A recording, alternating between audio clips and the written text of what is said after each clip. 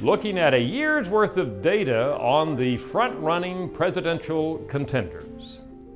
Well, the year is coming to a close. We here at Gallup have been tracking the 2008 election all year long through 2007.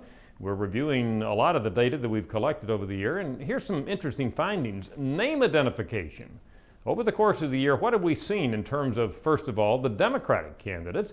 Well, Hillary Clinton was universally known at the beginning of the year, so she ended up that way, no change there. However, Barack Obama started out with about a 70% name identification, and by the time the year was over, he had pushed that well above 80%.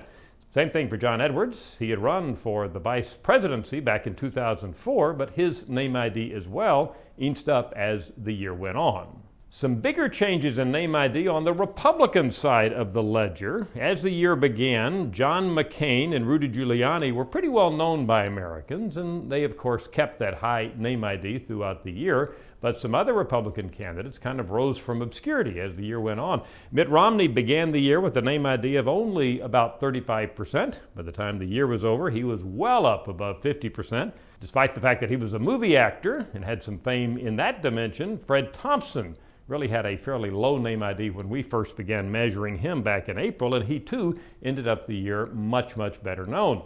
Probably the biggest change in name ID was relating to Mike Huckabee, former Arkansas governor. When we first measured his name ID, just about 30% of Americans knew enough about him to have an opinion. And at the time we last measured him in December, his name identification was well above 50%. I'm Dr. Frank Newport, editor-in-chief of the Gallup.